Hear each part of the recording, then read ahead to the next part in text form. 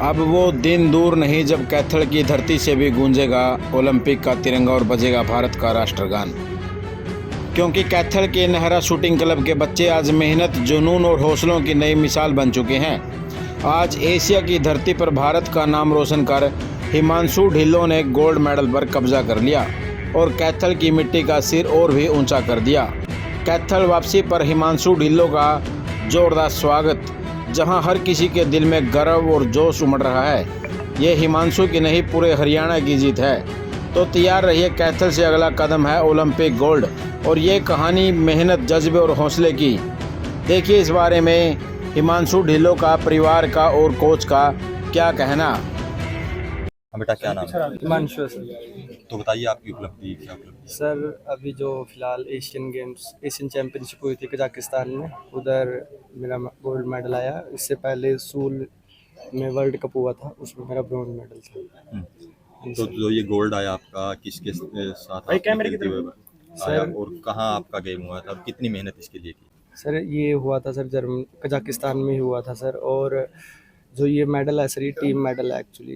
Individual में 4th place पे रह गया था मेडल से। और जो हमारे जैसे बच्चे होते हैं, जैसे उसमें 20 कंट्रियों ने भाग लिया था, तो उनके जो भी चुनिंदा सिलेक्टेड प्लेयर्स आए हुए थे, तो उन्होंने मैचेस किए। उसके बाद जो टॉप 8 प्लेयर होते हैं, उनमें से जो हमारा फाइनल खेला जाता है, तो वो खेला गया था। उसमें मैं 4th पे रह गया था। लेकिन जो हमारी टीम थी, 3 लड़कों की टीम थी, उसने वर्ल्ड रिकॉर्ड, एशियन रिकॉर्ड को तोड़ते हुए ये मेडल लिया है। तो किसका सहयोग रहा आप लोगों का, किस किस ने सपोर्ट किया, किस तरह से मेडल? जो सर 2nd पे थे वो चाइना पे थी, चाइना की टीम थी। और 3rd पे थी जो वो कोरिया की टीम थी सर। तो आपकी उपलब्धि के लिए किसका सहयोग रहा? सर मेरी उपलब्धि के लिए फर्स्ट ऑफ ऑल तो सर देखो कोच का ही होता है सर, जो मार्गदर्शन होते हैं। पेरेंट्स तो सिर्फ पैदा कर देते हैं, उसके बाद जो छोटा मोटा गाइडेंस होता है वो पेरेंट्स देते हैं। लेकिन फर्स्ट ऑफ ऑल जो बिग गाइडेंस होता है वो कोच का ही होता है, जो सबसे ज़्यादा मार्गदर्शन किया।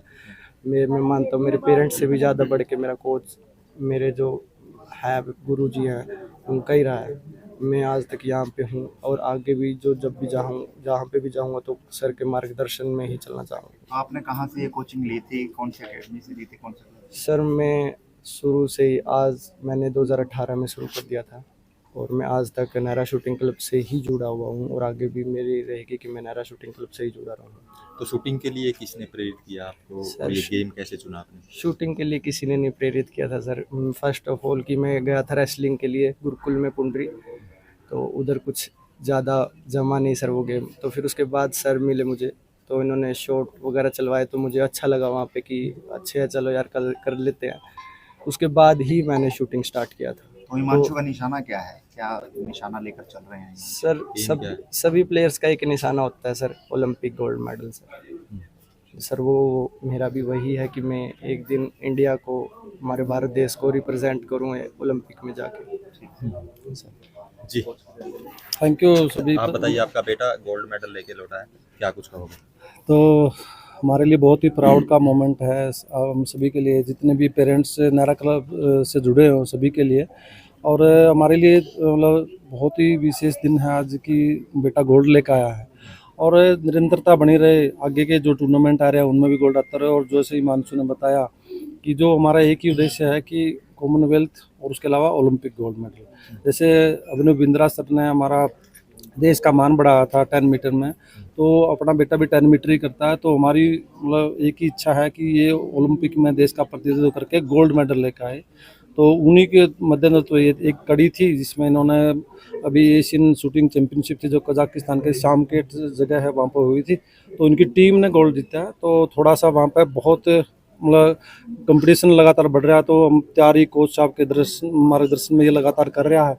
और वो ये कि और ज़्यादा तैयारी करेंगे ताकि देश का और प्रदेश का नाम रोशन करे, ये हमारी मतलब एक कोशिश है। और सबसे बड़ी खुशी का लम्हा ये है कि एक जो छोटे ग्रामीण अंचल से उठकर बच्चा अगर यहाँ तक पहुँचा, तो इनमें कोच साहब का जो मार्गदर्शन है कुलदीप नेहरा जी का, तो इन्होंने सबसे अच्छी तो एक आपने देखा कि यहाँ पे अच्छी रेंज बना रखी है, वर्ल्ड क्लास, जो बहुत ही चुनिंदा शहरों में भी, बड़े शहरों में भी नहीं है। उसके अलावा जो इनका लगातार एक पूरा डिटर्मिनेशन के साथ मेहनत करवा रहे हैं और उसी पे ये काम कर रहे हैं, और भी बच्चे बहुत अच्छा कर रहे हैं। तो मेरी तो एक ही तमन्ना है कि मेरा बेटा और अपना कोच साहब का नाम रोशन करे और एक ही है कि ओलंपिक में गोल्ड मेडल लेकर आए। जी, तो ढिल्लो साहब एज ए पेरेंट्स से कुछ पेरेंट्स सोचते हैं कि स्टडी में उनका बेटा या बेटी अच्छा जाए, अच्छा करे स्टडी में, तो खेलों की तरफ मतलब कितना जैसे इन्हें देखो गेम में अच्छा अभी ये है कि जो बच्चे, अगर कुछ बच्चे देखो होते हैं एक्स्ट्रा ऑर्डिनरी होते हैं, वो उनको एजुकेशन में आए तो एजुकेशन करवानी चाहिए। अगर मतलब बच्चे का जो इस गेम में अगर इंटरेस्ट है या गेम में लगाव है, तो पेरेंट्स से तो एक ही अनुरोध है कि वो फोर्सफुली मतलब अपनी इच्छाएं ना थोपें। ये ना सोचें कि मेरा बेटा डॉक्टर इंजीनियर बने, सभी में कैपेसिटी नहीं होती डॉक्टर इंजीनियर बनने की। तो गेम एक ऐसी चीज़ है, इसमें बच्चे का हेल्थ तो रहती है सही, उसके अलावा उसके पास बहुत ही अपॉर्चुनिटी हैं, अपार संभावनाएं हैं कि वो अपना देश का भी नाम रोशन करे, अपना भी नाम रोशन करे, पेरेंट्स का भी नाम रोशन करे।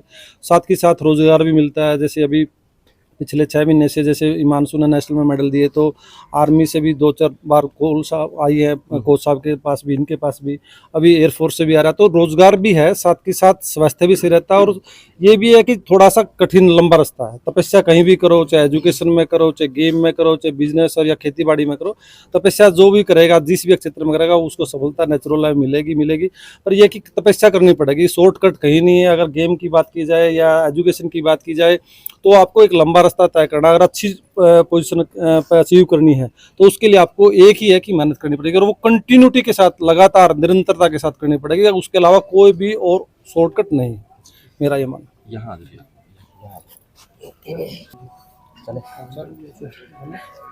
जी, नाम बताइए आपका। मेरा नाम सुनी है। जी, तो आप मम्मी इनके, तो मेरी क्या मम्मी। मम्मी को सबसे ज्यादा खुशी होती है जब बेटा मम्मी इस तो तरह की बहुत ज्यादा अचीवमेंट लेके आता खुशी है? है जी। हाँ, तो क्या कुछ कहोगे? बस यही कहूँ, मैं तो बस कोच साहब का हाथ रहे, यूँ मेहनत करे जाए लगातार। बस मामना तो ओलंपिक लगकर उसमें हुआ है, अच्छा जी। बस इतनी मेहनत करे जाओ, कोच साहब करवाए जाओ, इतनी खुशी है बस मेरे को। अच्छा, खाने में क्या कुछ स्पेशल है जिसका कुछ खाने स्पेशल में डिश तो कुछ ही दे क्या दो जी। खिलाते हो आप? जिस तरह चूरमा है, पूड़े हैं, चाहे कुछ खुआ दो, खाने बदल कोई दिक्कत को नहीं है भाई स्पेशल इसमें। डिश है इसकी, हाँ, जो स्पेशली डिश है इसकी। ये खिलाते हो आप इनको? हाँ, ठीक है। जमा। तो आप बताइए कोच साहब, जिस तरह से बड़ी अचीवमेंट हासिल की है और हिमांशु ने गोल्ड जीता है, तो बड़ा गर्व महसूस आपको हो रहा है, और क्या कुछ कहना चाहिए? भाई मैं यही कहना चाहता हूँ सर, हिमांशु की तरह सभी बच्चे मेहनत करें। जो कैथल के लोग जो मुझे सुन रहे हैं, वो भी एक बार विजिट करें, देखें। जब हम एशिया में मेडल लेके आ सकते हैं अपने कैथल से ही, और अपना ओलंपिक वगैरह में भी मेडल यहीं से आएंगे। तो जो बच्चे और कर रहे हैं, जो और करना चाहते हैं, वो जुड़ें और एक बार आएँ, विजिट करें, देखें। मेरा मेन मकसद है सर ओलंपिक में मेडल लेके आना, एक नहीं कई मेडल लेके आना।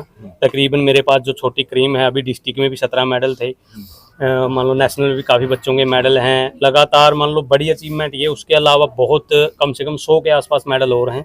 तो लगातार हम प्रयास कर रहे हैं, लगातार बच्चों को जो फिजिकल ट्रेनिंग है, मेंटल ट्रेनिंग है, और मान लो फिजियो वगैरह की जो ट्रेनिंग है, हर तरह की ट्रेनिंग दे के हम इनको ऊपर बढ़ाना चाहते हैं, ताकि जो नीचे वाले बच्चे हैं भी हिमांशु को देख के वो भी मान लो एशिया में या ओलंपिक वगैरह में जाएं और अच्छा करें। मेरा यही कहना है सर, मेहनत करते रहें लगातार, तो उस प्रयास से हम ओलंपिक को भी अचीव कर सकते हैं। जी, तो कोच साहब शूटिंग में कितनी मेहनत करनी पड़ती है अन्य गेमों की बजाय? मेहनत तो सर मान लो कोई भी, मान लो तकरीबन क्या होता है कि शूटिंग में लोग ये सोचते हैं कि भाई कम मेहनत का काम, लोग करवाते भी कम हैं। उसका क्या कारण रहता है कि वे सोचते हैं भाई खड़े होकर गोलियां ही चलानी है। मैं थोड़ा लोगों से एक्स्ट्रा मेहनत करवाता हूँ। मेरा मानना है कि अगर बंदा फिजिकल फिट है, फुल फिट है, तो वो मान लो माइंड से भी फिट रहेगा, और मान लो उसको किसी भी तरह की दिक्कत नहीं आती। हमारे गेम में क्या होता है, 2-4 साल पहले चढ़ता है, उसके बाद डाउनफॉल आता है। तो वो क्या है कि फिजिकल वगैरह थोड़ा कम करते हैं, मान लो बड़े शहरों से हैं, या मान लो थोड़ा मिथ्या यही बना रखा है कि कम फिजिकल।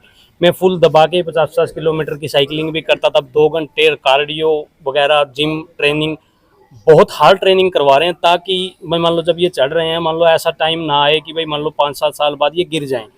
अगर फिट बंदा है तो लंबा टाइम चलता है। मान लो अगर फिटनेस थोड़ी कमज़ोर है तो वो थोड़ा टाइम बाद लो पड़ना स्टार्ट हो जाता है। एक बंदे के अंदर नेचुरल पावर होती है, हर इंसान के अंदर जो बच्चे होते हैं वो कुछ टाइम तक साथ देती है, उसके बाद जो उसने मेहनत की है, जो एफर्ट लगाए है, वही उसका साथ देती है लंबे टाइम तक। तो मैं अलग लोगों से ज़्यादा थोड़ी कोशिश करता हूँ कि भाई फिजिकल ट्रेनिंग पे ज़्यादा ध्यान देता हूँ। यहाँ फिजिकल और मेंटल ट्रेनिंग, उसी हिसाब से थोड़े बच्चों के रिजल्ट ज़्यादा है। मैं और कोचों से भी कहना चाहता हूँ भाई जो भी सुन रहे हैं, वह फिजिकल और मेंटल ट्रेनिंग पर ज़्यादा ध्यान दिया जाए।